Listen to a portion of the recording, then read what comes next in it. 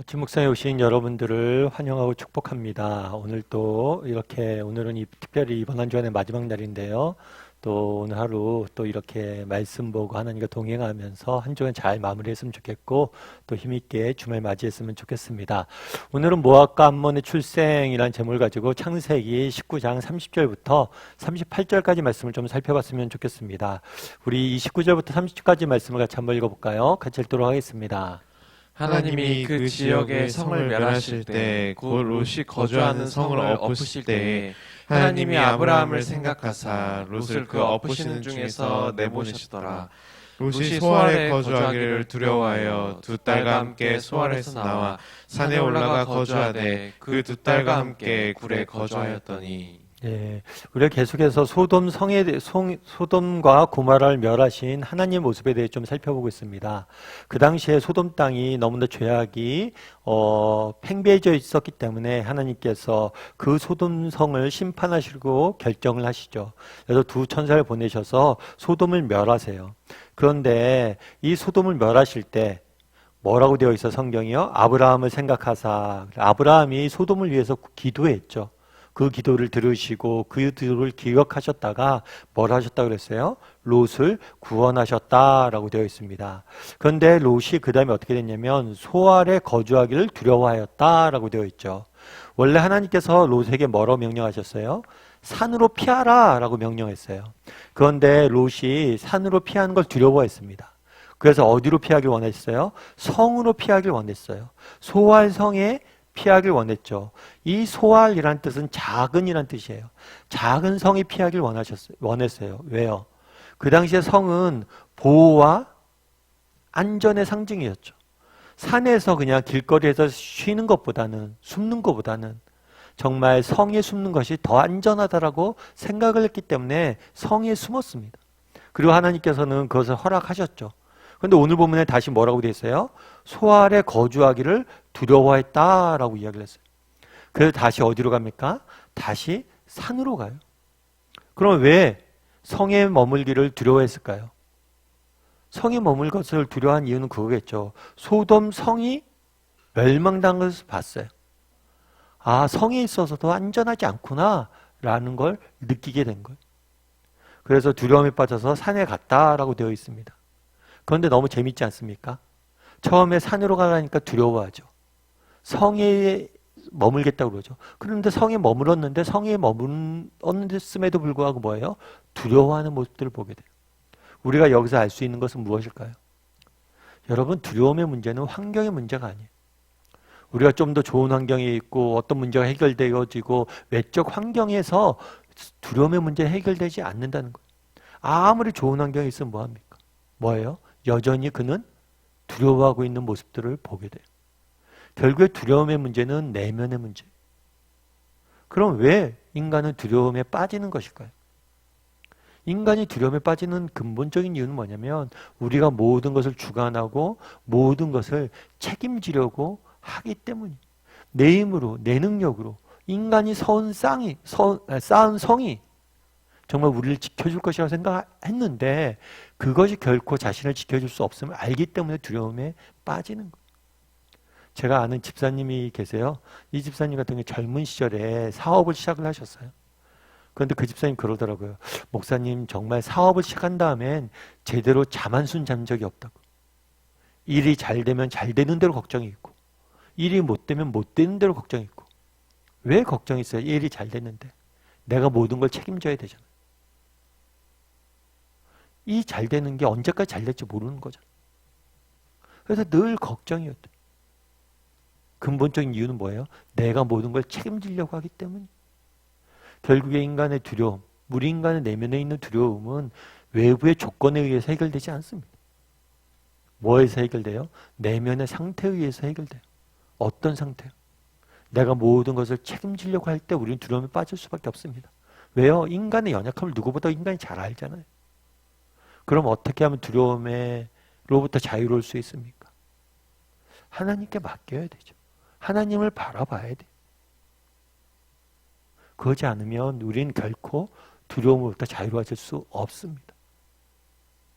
여러분, 하나님께 좀 맡길 줄 아는 사람이 되었으면 좋겠어요. 정말 그래서 두려움으로부터 자유로워질 수 있는 사람이 되었으면 좋겠습니다. 그러면 산으로 피한 롯에게는 어떤 일이 있었을까요? 우리 31절과 32절 말씀 같이 한번 읽어볼까요? 같이 읽도록 하겠습니다. 큰 딸이 작은 딸에게 이르되 우리 아버지는 늙으셨고 온 세상의 도리를 따라 우리의 배필될 사람이 이 땅에는 없으니 우리가 우리 아버지에게 술을 마시게 하고 동침하여 우리 아버지로 말미암아 후손을 이어가자 하고. 네. 어떤 일을 했냐면 두 딸이 자신들이 뭐 했다고 그랬어요? 이제 배필한 사람이 없다. 그리고 우리 아버지는 뭐예요? 늙었고. 그러니까 나를 돌봐줄 아버지가 이제 더 이상 없다는 거예요.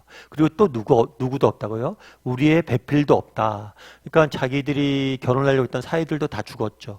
그리고 아버지도 이제 늙어서 더 이상 자신들을 돌볼 수 없죠. 그러자 뭘 하기로 결심한 거예요? 우리가 아버지에게 술을 마시게 하고 동침하여 우리의 후손을 이어가자 해서 아버지를 술 먹게 한 다음에 아버지로부터 후손을 잇게 하게 됩니다. 그래서 37절과 38절 같이 한번 읽어볼까요? 같이 읽도록 하겠습니다. 큰 딸은 아들을 낳아 이름을 모압이라 하였으니 오늘날 모압의 조상이요 작은 딸도 아들을 낳아 이름을 베남미라 하였으니 오늘날 암몬 자손의 조상이었더라. 네, 큰 딸은 결국에 아버지에게서 뭘 했어요? 모압이란 자녀를 낳았고 작은 딸은 뭘 했어요? 벤아민이란 자손을 낳았어요. 그 결과 어떻게 된 거예요?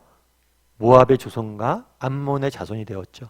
이 모압과 암몬은 이후에 성경 역사에 계속 등장을 하는데 이스라엘 민족을 끊임없이 괴롭혔던 그런 민족 중에 하나예요.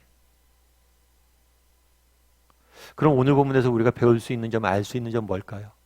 이 두 딸이 왜 아버지에게 들어가서 자녀를 낳으려고 그랬을까요? 그것은 두려움이에요. 무엇에 대한 두려움이에요? 내 미래에 대한 두려움. 자신들을 지켜줄 수 있는 대상이 없다는 거죠. 아버지도 없고 사위도 없어요. 그러니까 뭘 한 거예요? 자신의 힘으로 아들을 낳아서 이 아들로 하여금 자신들을 지키게 하겠다라는 그런 두려움이 나온 결과로 이상한 일을 벌린 거죠. 그런데 오늘 본문에서 되게 재밌는 건 뭐냐면 두려움이란 모티브예요. 보세요.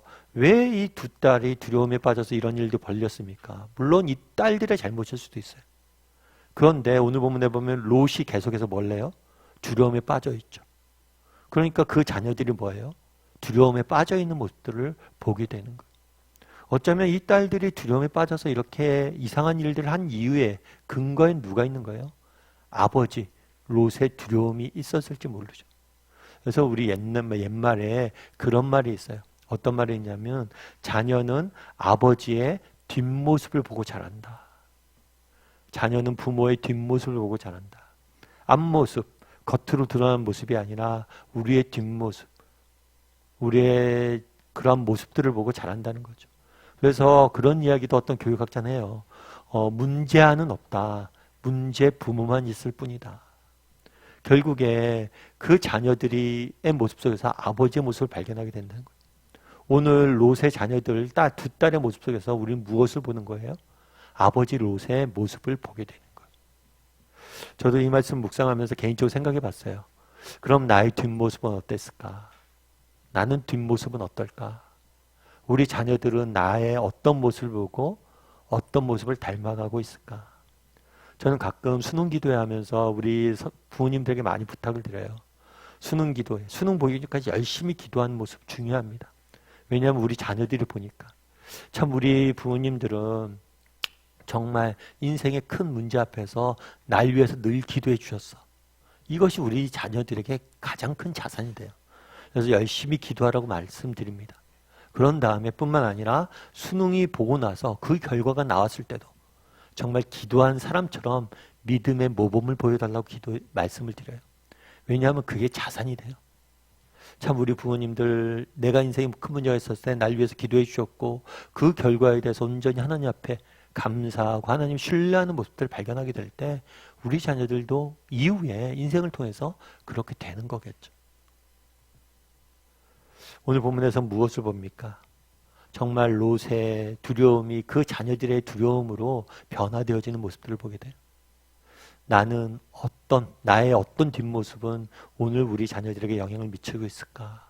이 모습을 한번 생각해 보게 되더라고요. 그래서 정말 우리 자녀들에게 신앙의 모범을 물려줄 수 있는 사람이 되었으면 좋겠어요. 특별히 이제 주말이 다가오잖아요. 정말 우리 자녀들이 기억할 거 아니에요.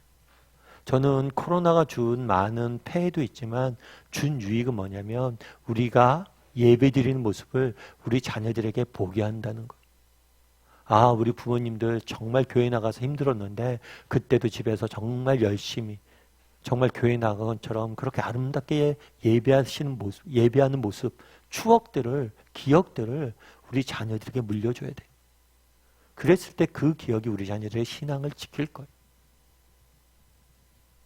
그래서 오늘은 두 가지 살펴봤는데요. 욥이 왜 두려움에 룻이 왜 이렇게 두려움에 빠졌을까? 정말 두려움은 외적인 문제가 아닙니다. 내면의 문제예요. 우리가 정말 하나님을 온전히 의지할 수 있을 때, 내가 모든 것을 주관하려고 하지 않았을 때 우리는 두려움으로부터 자유로워질 수 있을 거예요. 그 문제가 인생의 직장의 문제가 되었건 자녀의 문제가 되었건 어떤 문제가 되었건. 그리고 또 한 가지, 오늘 보면서 무엇을 더 봅니까? 부모의 뒷모습을 보고 자녀는 잘한다는 거예요. 그래서 정말 우리 자녀들에게 신앙의 좋은 유산들을 물려줬으면 좋겠어요. 특별히 이번 주일날 예배하는 것부터